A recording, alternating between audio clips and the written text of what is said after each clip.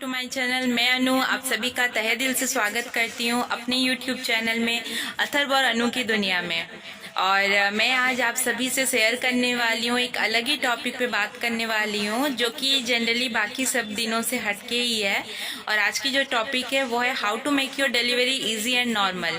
जी हाँ, बिल्कुल, आप अपनी जो डिलीवरी है उसे किस तरह से इजीली कर सकते हैं और नॉर्मल डिलीवरी कर सकते हैं। तो मैं वीडियोस को आगे बढ़ाने से पहले आप सभी से रिक्वेस्ट करना चाहती हूँ कि प्लीज़ मेरी वीडियोस को देखें, पूरी देखें, स्किप ना करें, ताकि जो मैं बताने वाली हूँ वो आप सभी तक पहुँच पाए। और बहुत ज़्यादा ये हेल्पफुल है, ज़्यादा से ज़्यादा आप लोगों को शेयर करें ताकि जो अभी न्यू मदर बनने वाली हैं उनके लिए ये बहुत ज़्यादा फ़ायदेमंद रहेंगी।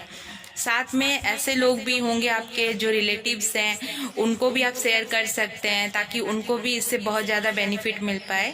और आज के डेट में 98% लोगों को इसको लेके डाउट्स रहता है कि किस तरह से हमारी जो डिलीवरी है वो इजीली हो जाए और नॉर्मल डिलीवरी हो जाए, क्योंकि जो फर्स्ट टाइम मदर बनती है उनके लिए ये बहुत ही ज़्यादा डर रहता है कि कैसे करें, किस तरह से इसको मैनेज करें, कैसे किया जाए।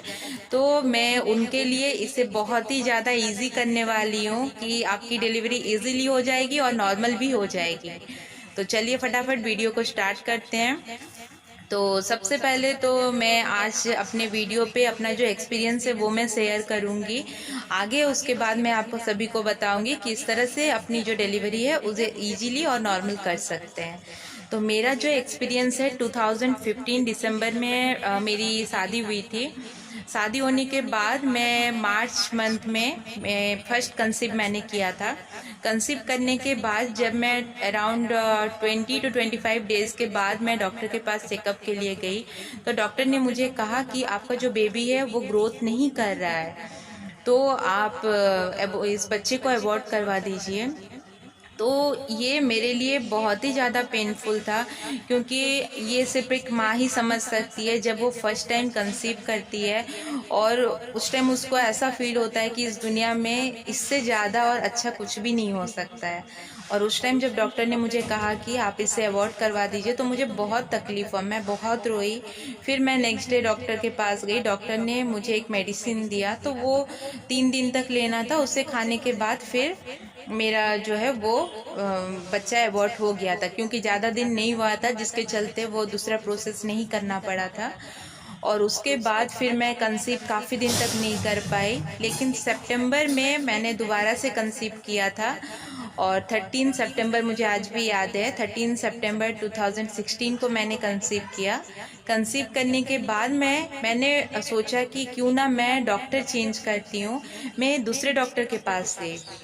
उन्होंने जब अल्ट्रासाउंड किया, बाकी सारा प्रोसेस किया, तो उन्होंने भी सेम चीज़ कहा कि आपका जो बेबी है वो ग्रोथ नहीं कर रहा है, लेकिन मैं रिस्क लेना चाहती हूँ और मैं 3 महीने तक आपको रेगुलर मेडिसिन दूंगी, साथ में आपका रेगुलर इंजेक्शन भी आपको दिया जाएगा। हर वीक में 2 इंजेक्शन आपको पड़ेगा। तो मैंने कहा कि चलो ठीक है, कोई बात नहीं है। उन्होंने कहा कि 3 महीने के बाद अगर आपका बेबी ग्रोथ नहीं होता है तो मैं खुद ही बच्चे को अबॉर्ट करने के लिए आपको बोलूँगी। तो मैंने भी सोचा कि क्यों ना एक बार दोबारा रिस्क लिया जाए, क्योंकि इसके अलावा कोई ऑप्शन नहीं था मेरे पास। तो फिर मैंने 3 महीना तक हर वीक में 2-2 इंजेक्शन लिया। बहुत ज़्यादा पेन होता था उसमें।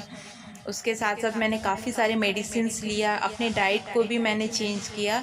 और ज़्यादा मेरा रीज़न ये था बेबी ग्रोथ नहीं होने का, क्योंकि मेरा वेट बहुत ज़्यादा था उस टाइम। मेरा वेट 92 kg था। जी हाँ, बिल्कुल 92 kg मेरा वेट था उस टाइम। तो डॉक्टर ने कहा कि आप कोशिश कीजिए थोड़ा सा अपने डाइट पे भी ध्यान देने के लिए, क्योंकि ये आपके हाथ में है।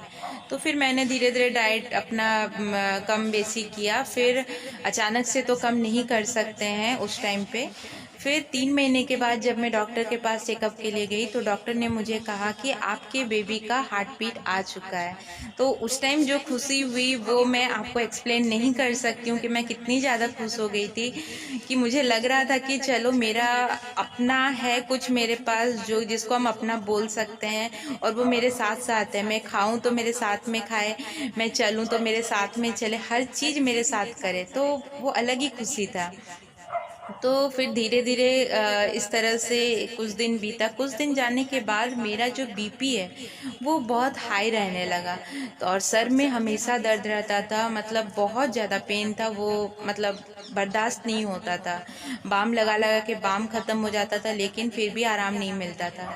डॉक्टर के पास मैं गई चेकअप के लिए। डॉक्टर ने मुझे मेडिसिन दिया। दिन में 2 मेडिसिन लगते थे, सुबह एक, रात में एक मेडिसिन होता था। तो ये मैं कंटिन्यू पूरा लास्ट तक, मतलब जून तक मैंने इसे कंटिन्यू किया। मेडिसिन पूरे 9 महीने तक मैंने खाया मेडिसिन बीपी का।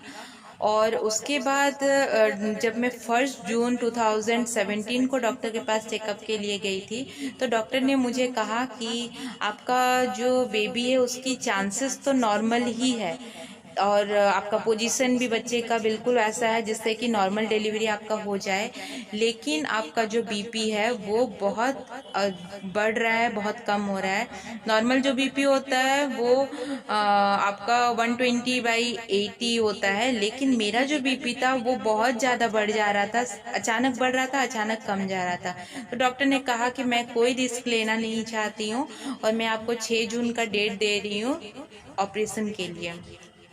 तो थोड़ा सा मुझे डर लग रहा था। फिर मैं 6 जून को गई डॉक्टर के पास। सुबह चाय बिस्किट मैंने खाया था, और हल्का फुल्का ही डॉक्टर बोलती हैं खाने के लिए ऑपरेशन से पहले। खा के मैं वहाँ पे एडमिट हो गई। एडमिट होने के बाद 12 बजे के आसपास मुझे ऑपरेशन थिएटर में लिया गया। वहाँ लेने के बाद एनेस्थीसिया मुझे दिया गया था बैक में, और एनेस्थीसिया देने के बाद आपके कमर से नीचे का पोर्शन बिल्कुल भी काम करना बंद कर देता है। तो वो मेरा काम करना बंद कर दिया। फिर थोड़ा सा मुझे डर लग रहा था, लेकिन फिर डॉक्टर आई, उन्होंने ऑपरेशन किया। उस बीच में मेरे साथ क्या हुआ कि मुझे अचानक सांस लेने में दिक्कत होने लगी और बहुत ज़्यादा प्यास लगने लगा। तो मेरे बगल में एनेस्थीसिया वाले डॉक्टर थे, मैं बार बार उनको मांग रही हूँ, डॉक्टर मुझे पानी चाहिए, मुझे बहुत प्यास लग रही है। लेकिन डॉक्टर ने कहा कि कुछ नहीं, ठीक है, कोई दिक्कत नहीं है, पानी मिलेगा मिलेगा, इस तरह से कह के उन्होंने टाल दिया। लेकिन प्रॉब्लम उस टाइम ये हो रही थी कि जो बेबी है ऑपरेशन के टाइम में किसी तरह से वो ऊपर स्लिप हो गया था, मतलब जो जिस जगह पे रहना चाहिए बेबी वहाँ से वो किसी तरह से ऊपर उठ गया था। तो जिसके चलते मुझे सांस लेने में बहुत प्रॉब्लम हो रही थी।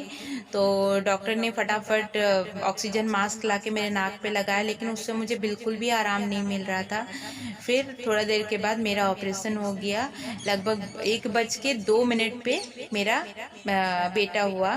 तो सिस्टर लेके बेबी को साइड में दिखा रही है, देखो ना रश्मि क्या हुआ है। मेरा निक नेम रश्मि है। तो सिस्टर मुझे दिखा रही थी कि देखो ना क्या हुआ है, लड़का है कि लड़की है। तो मुझे समझ में नहीं आ रहा था क्योंकि एकदम धुंधला सा दिख रहा था। तो उन्होंने कहा लड़का है।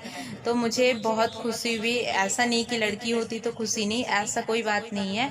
लड़का लड़की बिल्कुल सेम है आज के डेट में, या पहले भी। मेरे लिए ये मायने नहीं रखता है।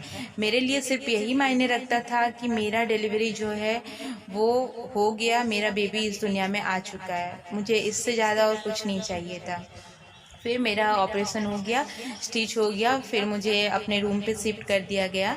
वहाँ पे मैं 5 दिन रही, क्योंकि जो आपका सिजेरियन होता है उसके बाद थोड़ा सा डर ज़्यादा रहता है। ऐसे नॉर्मली उन लोग 3 या 4 दिन में छोड़ देते हैं, डिस्चार्ज कर देते हैं, लेकिन मैं डर के चलते ही बेड से उठ नहीं पा रही थी। मुझे इतना डर लग रहा था कि कहीं कुछ प्रॉब्लम ना हो जाए। तो फिर मैं घर आ गई, लेकिन उसके 2-3 महीना तक मुझे थोड़ा सा प्रॉब्लम हो रही थी। बैठने में, उठने में, ज़्यादा हेवी काम नहीं कर सकती थी, भाग नहीं सकती थी, बहुत ज़ोर से बोल नहीं सकती थी, इस तरह की प्रॉब्लम्स हो रही थी। फिर अभी बिल्कुल नॉर्मल है। मेरा बेटा भी बड़ा हो गया है, 3.5 साल का हो चुका है। तो मैं इस वीडियो पे आप सभी को मैंने अपना एक्सपीरियंस बताया है, और मैं इसके बाद पे जो वीडियो मैं आप सभी के लिए पोस्ट करूँगी उस पर मैं बताऊँगी कि डिलीवरी को इजी एंड नॉर्मल करने के लिए क्या क्या करना चाहिए। और भी एक मैं वीडियो बनाऊँगी जिस पे मैं आप सभी के साथ शेयर करूँगी कि अगर आपका बीपी डिलीवरी के टाइम पे बढ़े तो उस पर आपको क्या करना चाहिए और क्या नहीं करना चाहिए। तो मैं इस सभी को आप सभी के साथ शेयर करूंगी। आज अगर मैं बताती तो वीडियो बहुत ज़्यादा लंबा हो जाता और आप सभी को देखने में भी प्रॉब्लम होती। तो आज के वीडियो को यहीं पे एंड करते हैं। जल्दी मिलती हूँ मैं कल के वीडियो पे, उस पे आप सभी को बताऊंगी। और आप सभी से रिक्वेस्ट है कि प्लीज़ मेरी वीडियोस अगर अच्छी लगी तो लाइक कीजिए। अगर मेरे चैनल के लिए आप न्यू हैं तो प्लीज़ प्लीज़ प्लीज़ चैनल को सब्सक्राइब कीजिए और साथ में बेल की आइकन है उसे प्रेस करना ना भूलें, ताकि जो भी मैं वीडियोस अपलोड करूंगी उसकी नोटिफिकेशन आप सभी को मिलती रहे। तो जल्दी मिलते हैं कल के वीडियो पे और ज़्यादा से ज़्यादा शेयर कीजिए, कमेंट करके अपना एक्सपीरियंस मेरे साथ शेयर कीजिए। तब तक अपना ख्याल रखें। Bye bye, take care, love you all.